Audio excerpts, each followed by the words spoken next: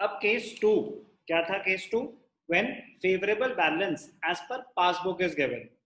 पहले हमने केस समझ लिया आराम से, अब उसको अप्लाई करेंगे क्वेश्चन के through. Question number 11, prepare bank reconciliation statement as on 30th September. Date important है, 30th सितंबर को बीआरएस बना रहे हैं। From the following particulars, bank balance as per passbook. सबसे पहले तो इसी चीज को हाईलाइट कर देना चाहिए कि हमें पासबुक का बैलेंस गिवन है या कैश बुक का। पासबुक का है। अब भैया उन्होंने तो बताया नहीं कि फेवरेबल है या अनफेवरेबल है, तो मैंने आपको पहले भी बताया था, दोबारा बता रहा हूं।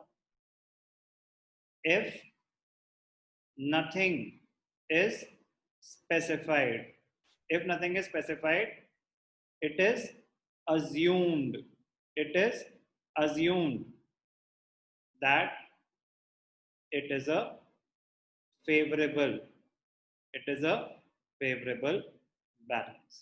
अगर कुछ मेंशन नहीं है तो हम उसको फेवरेबल मानते हैं, तो 10,000 फेवरेबल बैलेंस हो गया। अब हमें क्या गिवन है? Balance as per passbook.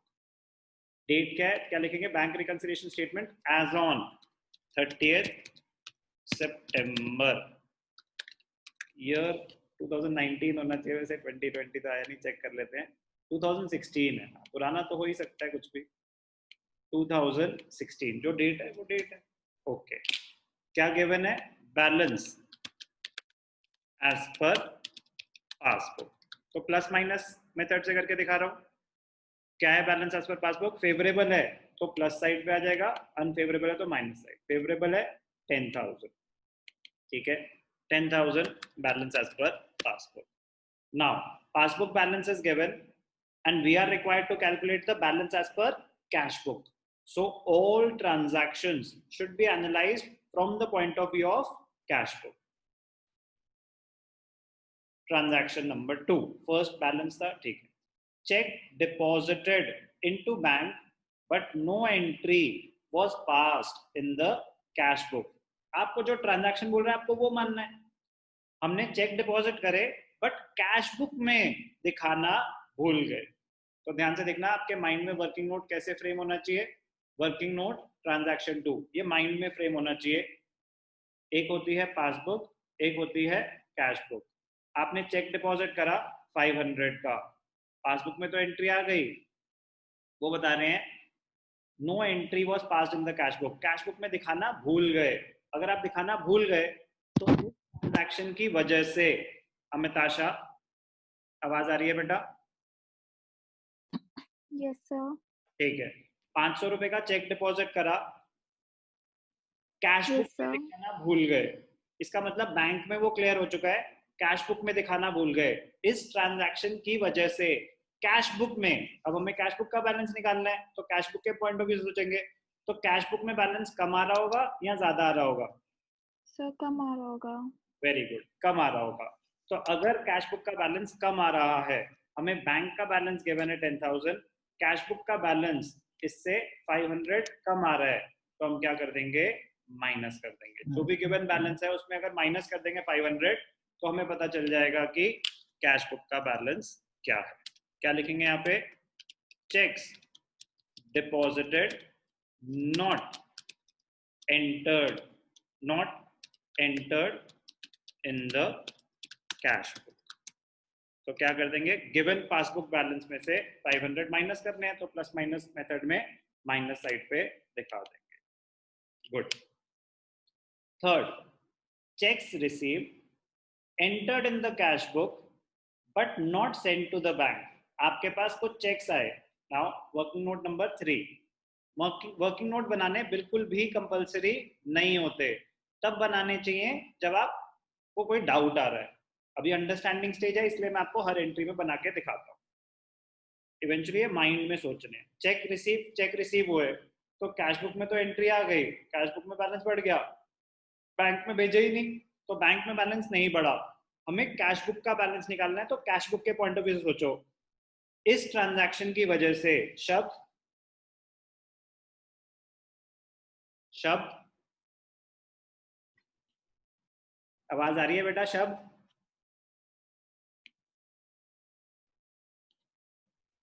Rushil, yes sir. आप बताओ बेटा, इस ट्रांजैक्शन की वजह से कैश बुक का बैलेंस कम आ रहा होगा या ज्यादा आ रहा होगा? सर एक सेकेंड थर्ड होगा। फिर से बोलो।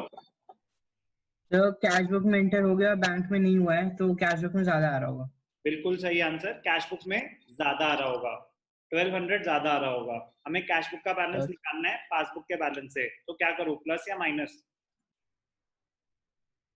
पासबुक का बैलेंस गिवन है, कैश बुक का निकालना है। कैश बुक का बैलेंस पासबुक के बैलेंस से 1200 रुपए ज्यादा आ रहा होगा। तो सर प्लस करेंगे। बिल्कुल सही तुक्का मारा आपने, गुड। तो क्या लिखेंगे यहाँ पे, cheques received entered in the cash book not sent to the bank। तो कैश बुक में 1200 रुपए ज्यादा आ रहे होंगे। Third transaction done. Fourth, insurance premium paid directly by the bank.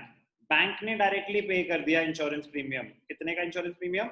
800 का। तो इसका वर्किंग नोट कैसे बनेगा? बैंक ने डायरेक्टली इंश्योरेंस प्रीमियम पे कर दिया 800 का, तो बैंक में से तो पैसे कट गए।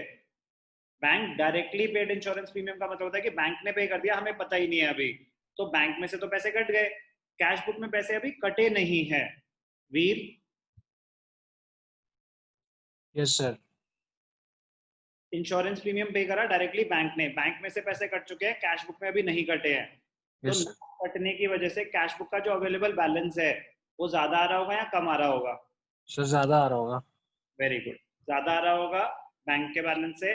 तो बैंक के Yes. बैलेंस में अगर हम 800 ऐड कर देंगे, यस हाँ यस गुड, वेरी गुड। तो फोर्थ ट्रांजैक्शन क्या हो गई? Insurance premium, insurance premium paid directly by the bank. कितना इंश्योरेंस प्रीमियम पे कर दिया हमने? 800। तो बैंक में से हो चुका है, कैश बुक में नहीं हुआ, तो कैश बुक में ज्यादा आ रहा होगा तो प्लस आएगा। Insurance premium paid directly by the bank. ठीक, अच्छी ट्रांजैक्शन है, मजेदार।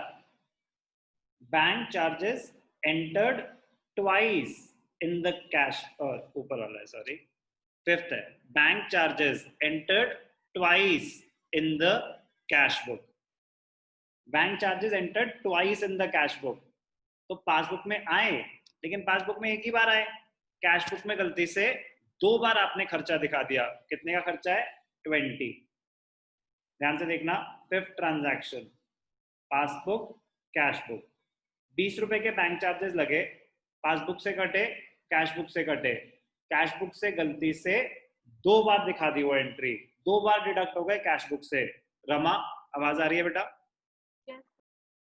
तो आप बताओ कि इस ट्रांजैक्शन की वजह से कैश बुक में 2 बार रिडक्शन हो गई है, पासबुक में एक ही बार हुई है, कैश बुक का बैलेंस कम आ रहा होगा या ज्यादा आ रहा होगा? कम आ रहा होगा। ओके, कम आ रहा होगा, वेरी गुड। तो पासबुक के बैलेंस से कम आ रहा होगा, तो क्या करूं, प्लस या minus? Minus. Very good, minus कर देंगे। क्या लिखेंगे? Bank charges entered twice in the cash book. तो कैश बुक का कम आ रहा होगा, माइनस आइटम है, माइनस कॉलम में आ जाएगा 20 rupees. Next, six, cheque received, अब पैसे आए हैं, cheque received entered twice in the cash book 1000।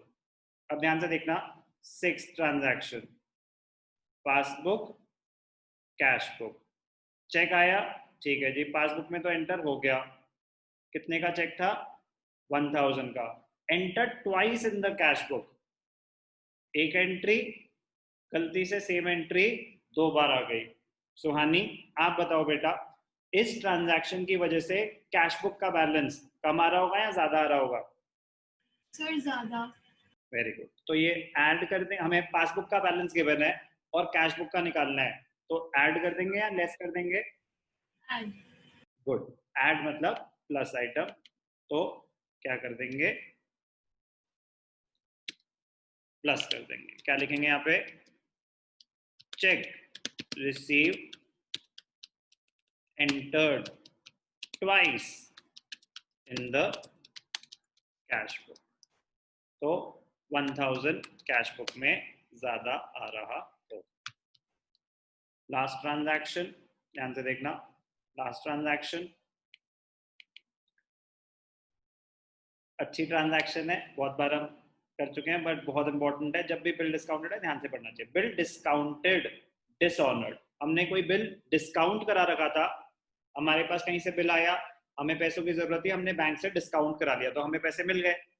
जब मैच्योरिटी हुई तो बैंक गया उस बंदे के पास पैसे लेने, बट उसने नहीं दिए, हमें कैसे पता, यहाँ लिखा है डिसऑनर हो गया। तो जब डिस्काउंटेड बिल डिसऑनर हो जाता है तो बैंक क्या करता है, हमारे अकाउंट से पैसे काट लेता है। तो बैंक ने हमारे अकाउंट से पैसे काट लिए, तो बैंक में से तो पैसे कट गए, not recorded in the cash book, cash book में से डिडक्ट नहीं हुए, ये पेमेंट है। ध्यान से देखना, वर्किंग नोट अगर बना के दिखाओ तो एक होती है पासबुक, एक होती है कैश बुक। पासबुक में से डिडक्ट हो गए, डिसऑनर होता है तो बैंक हमसे पैसे ले लेता है, तो बैंक में से तो पैसे कट गए 5000, कैश बुक में से अभी ये पैसे नहीं कटे हैं, कैश बुक में से पैसे नहीं कटे हैं। तो हिया, आप बताओ बेटा, हिया आपकी आवाज नहीं सुनी आज, हिया Yes, sir. इस ट्रांजैक्शन की वजह से कैश बुक का बैलेंस कम आ रहा होगा या ज्यादा आ रहा होगा? ज़्यादा। Good, 5000 deducted from the passbook not from the cash book, तो कैश बुक में 5000 ज्यादा आ रहा होगा, तो क्या करें, plus. Good, even passbook balance में हम प्लस आइटम में दिखाएंगे या ऐड कर देंगे। गुड, 7th ट्रांजैक्शन क्या लिखेंगे, bill discounted dishonoured, bill discounted dishonoured not entered in the cash book, तो कैश बुक में 5000 ज्यादा आ रहा होगा, 5000 ज्यादा आ रहा होगा। तो फिर हमने टोटल करना है, प्लस आइटम्स आ रहे हैं इसमें टोटल 18000, माइनस आइटम्स आ रहे हैं सिर्फ और सिर्फ 520, तो क्लोजिंग बैलेंस कितना आ रहा है, ध्यान से देखना, क्लोजिंग बैलेंस हमारा कैलकुलेट कर लेते हैं, प्लस आइटम्स 18 माइनस 520, 17480। अगर प्लस आइटम ज्यादा हैं तो क्लोजिंग बैलेंस, अगर प्लस आइटम ज्यादा है तो दूसरी तरफ आता है, ये फेवरेबल बैलेंस होता है। अगर प्लस आइटम ज्यादा है तो क्लोजिंग जो दूसरा बैलेंस आ रहा है वो फेवरेबल है। तो यहाँ पे क्या लिखेंगे, balance as per cash book. अगर ये अनफेवरेबल होता तो हम क्या लिखते, overdraft as per cash book. क्या करा हमने, क्वेश्चन नंबर 11 कौन से कॉन्सेप्ट पे बेस्ड था, case 2 when balance as per passbook is given and cash book balance is required.